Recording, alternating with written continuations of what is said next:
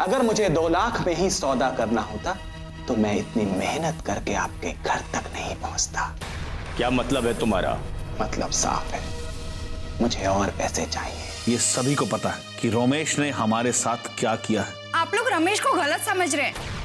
आप लोगों ने अभी उसकी एक ही साइड देखी है। काका ने मुझे हेम की जिंदगी से हमेशा के लिए दूर करने के लिए मेरा एक्सीडेंट करवाया। ये तुम क्या कह रहे हो?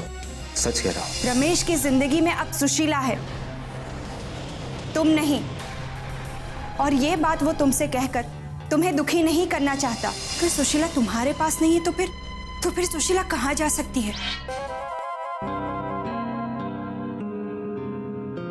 क्या बात है ज्वाला जी, आजकल आप कैसे कैसे ख्यालों में खोई रहती हैं? ख्यालों में खोना और सही वक्त का इंतजार करने में फर्क होता है देविका। कई बार यह इंतजार बहुत कुछ सिखा देता है। मैं कुछ समझा नहीं।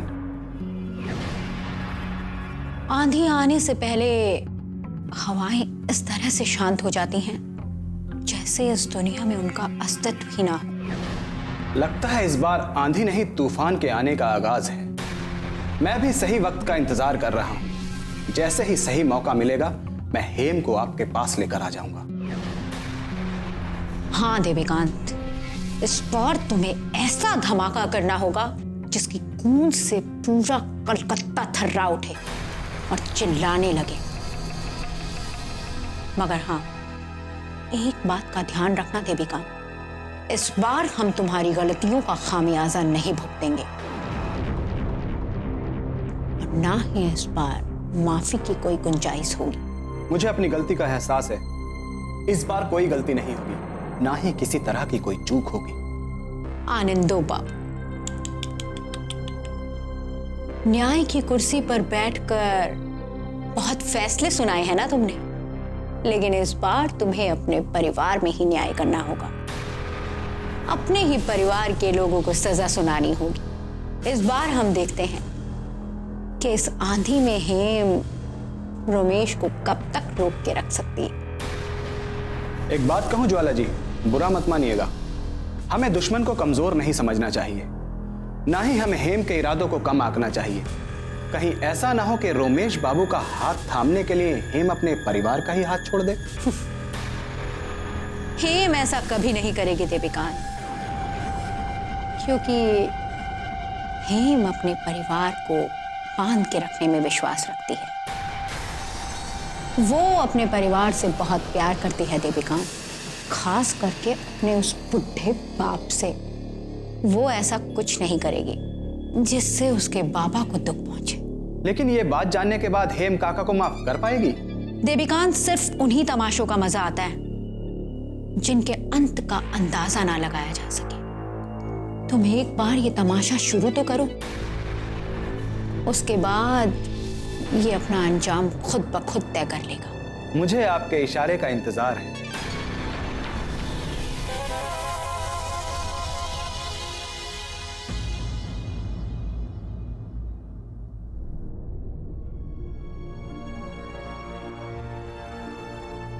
रमेश, ये सब क्या है? क्या तुम जा रहे हो? और जानने से पहले एक बार फिर से तुमने मुझे बताना जरूरी नहीं समझा? नाराज मत हो बारेन,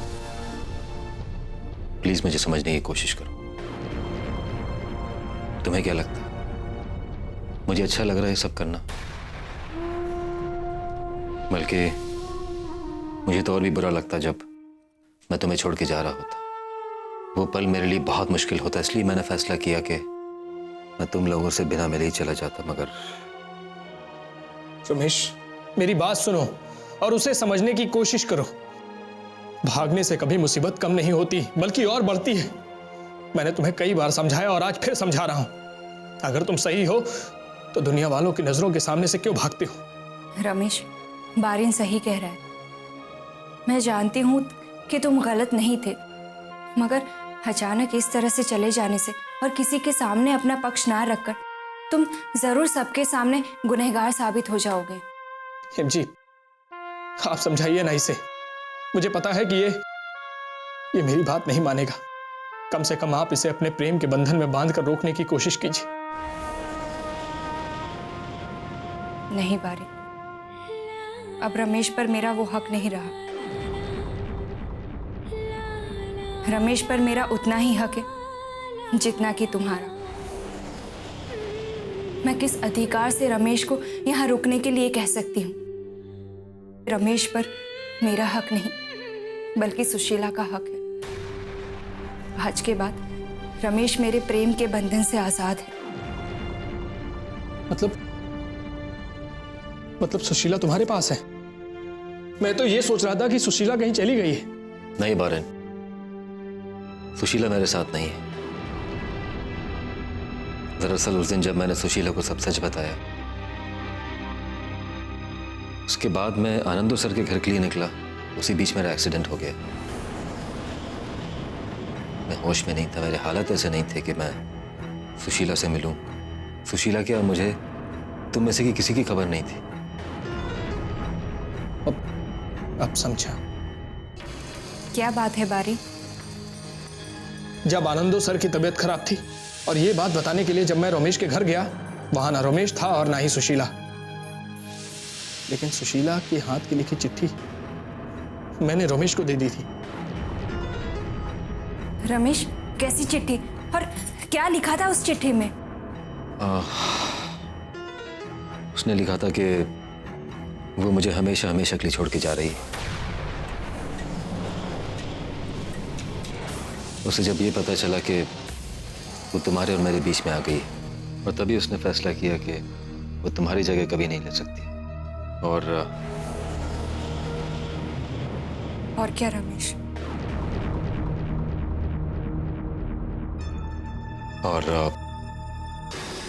और उसने लिखा था कि उसकी खोज ना की जाए, क्योंकि उसकी तलाश अंतहीन होगी। अब वो कभी वापस नहीं आने वाली। उसने खत में तुमसे काफी माफी मांगी है। लिखा है कि हो सके तो उसे माफ कर देना।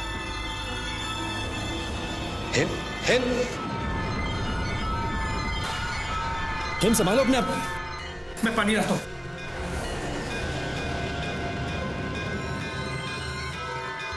हिम पानी। हिम संभालो अपने आप। कैसे संभालूं अपने आप को रमेश? कैसे? सुशीला न जाने कहां भटक रही होगी। जो कुछ भी उसकी हालत है, सिर्फ और सिर्फ मैं ही जिम्मेदार हूं। नहीं हेम जी, इसमें आपकी गलती नहीं है। सब समय का दोष है। हमें सुशीला के बारे में कैसे भी करके पता लगाना ही होगा। पुलिस की मदद से हम पुलिस स्टेशन जाकर सुशीला के गुमशुदा होने की रिपोर्ट लिखवाते। मुझे पूरा भरोसा है कि हम सुशीला तक जरूर पहुंच जाएंगे। हाँ हेम जी, ये सही है, यही ठीक रहेगा।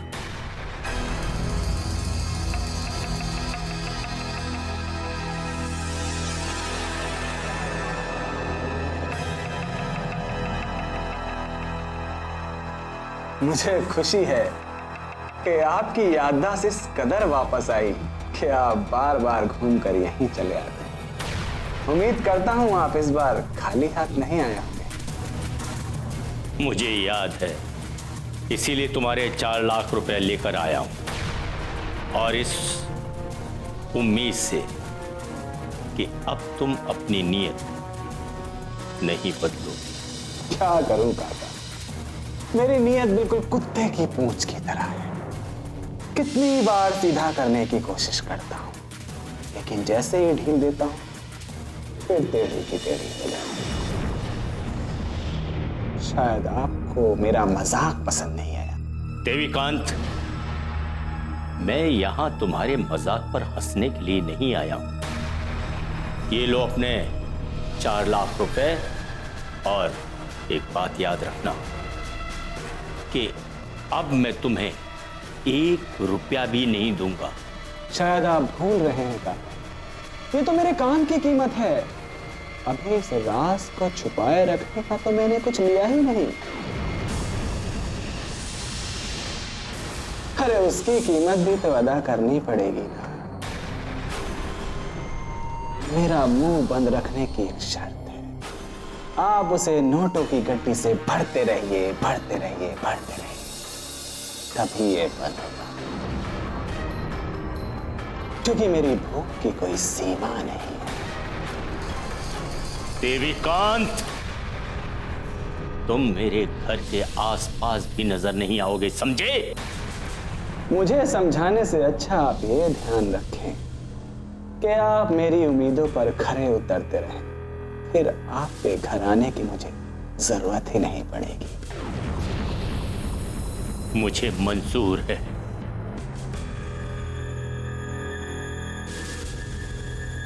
अरे काका, जाते जाते एक तमन्ना तो पूरी करते जाइए, एक गाना तो सुनाते जाइए।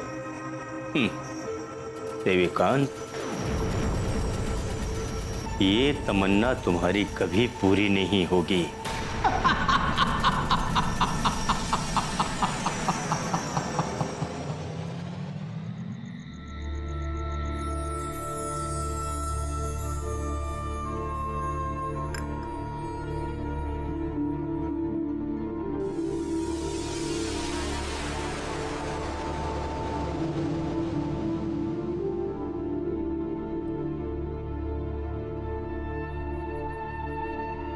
परी बेटा, परी, कहां हो तुम?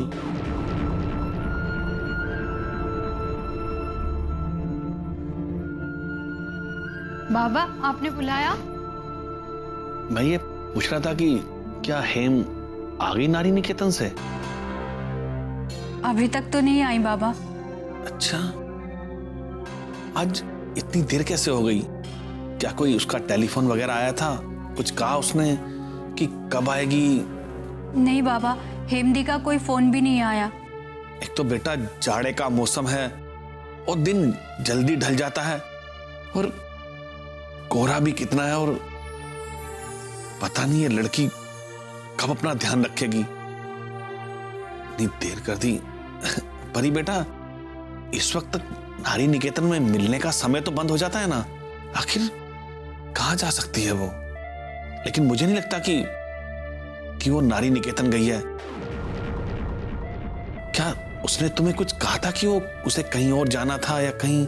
नहीं बाबा, हेमदी घर से बाहर कब गई मुझे भी नहीं पता चला। वो तो मैं उनके कमरे में चाय लेकर गई तो मैंने देखा हेमदी कमरे में ही नहीं थी।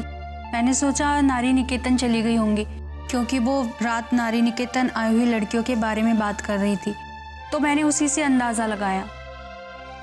देख परी बेटा, तुम हमेशा उसके साथ रहती हो, और तुम्हें पता है कि जब बच्चे बड़े हो जाते हैं तो अपने माता पिता से भी कुछ बातें छुपाने लगते हैं।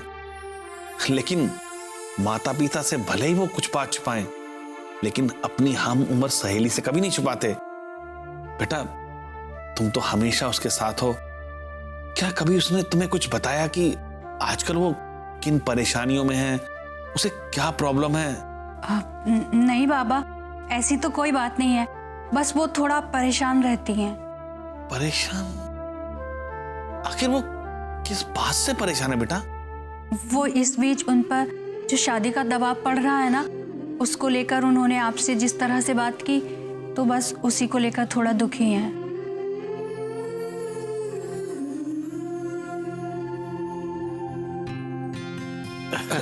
अरे परी बेटा, जरा हमारे लिए पानी ले आना, और ये गिलास ले जाओ, रखा हुआ है खाली। हाँ जी, जी काका भी तुम कहां से आ रहे हो?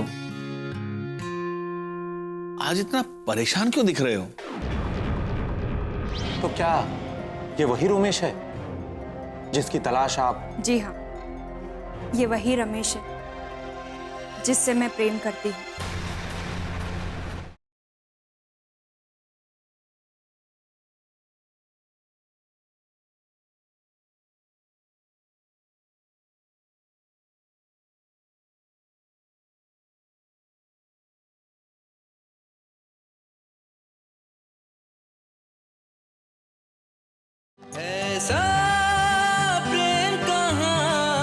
बस ऐसे ही सोचते सोचते मैं टहलने निकल गया, तो टहलता हुआ बहुत दूर तक चला गया। बहुत थक गया, इसलिए आपको ऐसा लग रहा होगा दादा। वैसे एक बात, हिम दिखाई नहीं दे रही है। सुबह से मैंने उसको देखा नहीं, थैंक यू बेटा। यही चिंता तो मुझे भी खाई जा रही है कि अरे दादा, आप चिंता क्यों करते हैं? अनिरुद्ध, कहीं ऐसा तो नहीं कि हेम भी हमें छोड़कर चली गई जैसा कि रमेश हमें छोड़कर चला गया? दादा, आप हेम को रमेश के साथ क्यों जोड़ रहे हैं? अरे हेम तो, दादा, रमेश तो गैर जिम्मेदार व्यक्ति है। और हेम कहां रमेश? क्या दादा, आपने तो पता नहीं अनिरुद्ध, मैंने हेम को कल जिस तरह से डांटा ना, वो मुझे भी अच्छा नहीं लगा। मगर अब तुम ही बताओ कि मैं अपनी आंखों के सामने उसे इस हालत में कैसे देख सकता हूं? अरे आप हेम के पिता हैं। अरे अगर बड़े बच्चों को डांटते हैं तो उनके भले के लिए, वो बुरा क्यों मानेगी? मगर अनिरुद्ध, वो अभी तक है कहां? मुझे डर है कहीं वो शादी की बात से नाराज होकर चली ना गई हो। ए दादा, ये कैसी बातें सोच रहे हैं आप?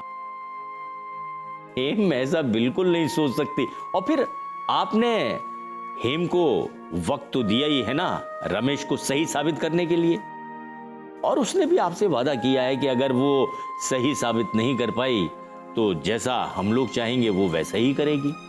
हाँ बड़े बाबा, मुझे भी ऐसा लगता है कि हमें हेमदी को अपनी बात रखने का समय देना चाहिए ताकि उनके मन में कोई बात ना रह जाए। बिल्कुल सही कहा बिटिया, परी बिल्कुल सही बोली हो तुम। दादा, मैं थक गया हूं, मैं थोड़ा आराम करता हूं। और दादा, आप भी आराम कर लीजिए। हाँ, ज्यादा रात तक मत बैठिएगा। परी बेटा, तुम भी किचन में अपना काम देख लो। जी बाबा।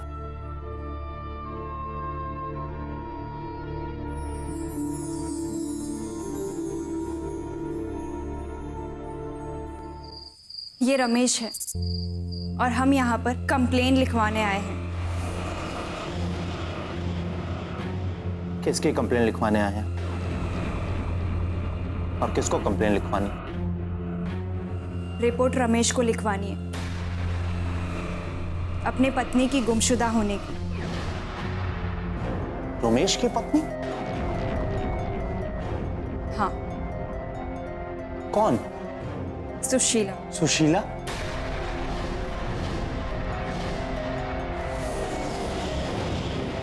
तो क्या ये वही रमेश है जिसकी तलाश आप? जी हाँ, ये वही रमेश है जिससे मैं प्रेम करती हूँ,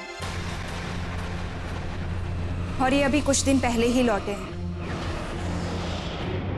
देखो अनिरुद्ध, इतनी रात हो गई है और हेम का कुछ पता नहीं। दादा, मैं फिर आपसे कह रहा हूं कि आप कुछ ज्यादा ही सोच रहे हैं। तो अब तुम ही बताओ कि मैं क्या करूं? आप परेशान मत होइए, मैं एक काम करता हूं, अभी नारी निकेतन फोन लगा के पता करता हूं। ये ठीक है।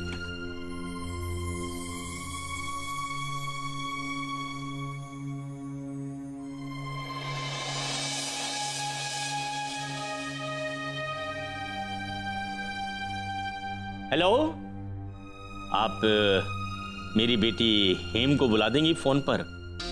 अच्छा जी, माफी चाहता हूं इस वक्त परेशान करने के लिए जी। नमस्कार। क्या हुआ? क्या कहा उन्होंने? हेम वही तो है ना?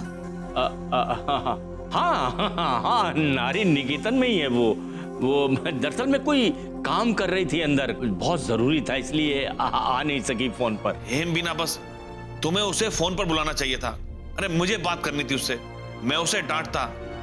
अगर उसे वहां देर हो भी गई थी तो कम से कम उसे फोन तो करना चाहिए था ना। दादा, अब आप सो जाइए।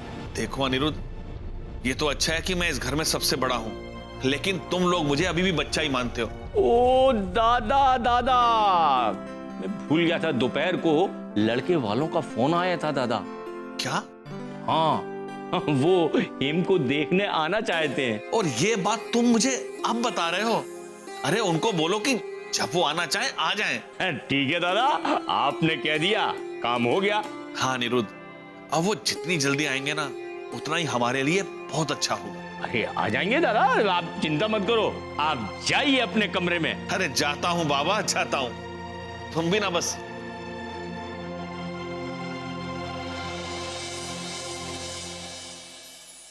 अनिरुद्ध, जी दादा।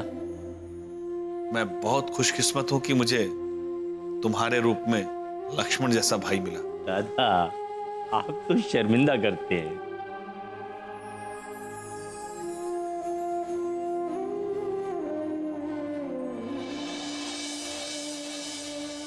नहीं दादा, मुझे लक्ष्मण मत कहिए, मत कहिए दादा। जब आपको पता चलेगा ना कि आपके इस लक्ष्मण रूपी भाई ने क्या किया है, तो शायद आप मुझसे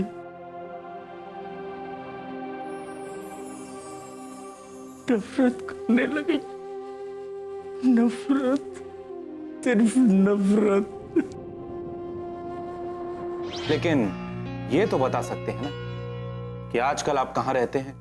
इंस्पेक्टर मान, ये मेरे साथ मेरे घर में ही रह रहे हैं। ठीक है, वैसे कोई और इंफॉर्मेशन जो आप लोग मुझे देना चाहें? सुशीला ने कहा था कि इंस्पेक्टर मान,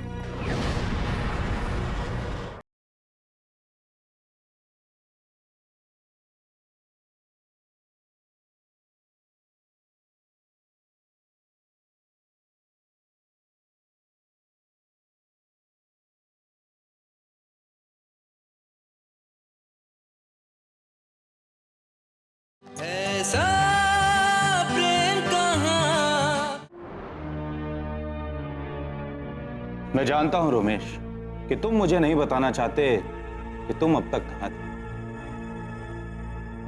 लेकिन ये तो बता सकते हैं ना कि आजकल आप कहां रहते हैं, ताकि अगर आपकी बीवी के बारे में मुझे कुछ भी पता चले तो वो बताने के लिए इतने बड़े शहर में मैं आपको कहां खोजता फिरूंगा। इंस्पेक्टर मान, ये मेरे साथ मेरे घर में ही रह रहे हैं। अगर आपको कभी भी कोई जानकारी चाहिए या लेनी हो तो एनी टाइम आप मेरे घर आ सकते हैं। शायद आपको मेरे घर का एड्रेस तो पता ही है। ठीक है, वैसे कोई और इंफॉर्मेशन जो आप लोग मुझे देना चाहें? सुशीला ने कहा था कि इंस्पेक्टर मान,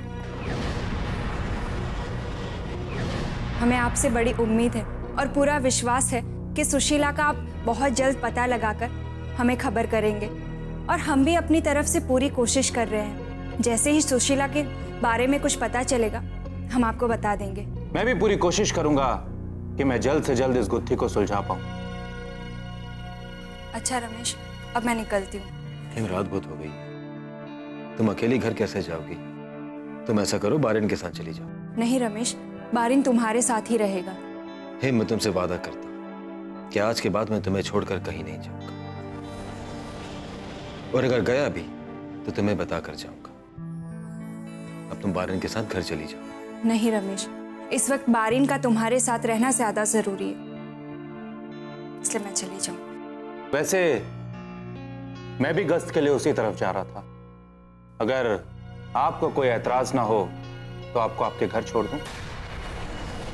इंस्पेक्टर मान, मुझे कोई प्रॉब्लम नहीं है, आप मुझे घर छोड़ दीजिए। चलिए।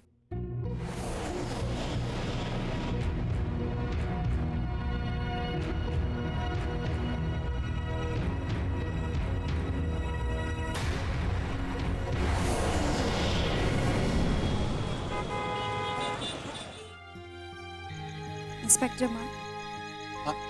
मुझे आपसे कुछ कहना है। आप कुछ कहें, इससे पहले मैं आपसे कुछ कहना चाहता हूँ। जी कहिए। अब हमारे बीच दोस्ती हो चुकी है ना, फिर ये इंस्पेक्टर मान क्यों? आप मुझे सिर्फ मान बुलाइए। ठीक है inspector, I am so sorry. देखिए मान, अब मेरी बात गौर से सुनिए। एक बात बताओ, ये नया इंस्पेक्टर कब से आया? कौन? मान सिंह? हाँ। तुम्हारे जाने के कुछ दिन बाद इसकी पोस्टिंग हुई। अक्षय की मर्डर मिस्ट्री इसने ही सुलझाई। उसने ये पता लगाया कि देवी के कहने पर उमाकांत ने अक्षय को मारा था और तुम्हें भी फंसाने की पूरी कोशिश की थी। बहुत ही सूझबूझ वाला इंस्पेक्टर है, अच्छा काम करता है। अच्छा, जब ही वो हेम से इतना फ्री हो रहा था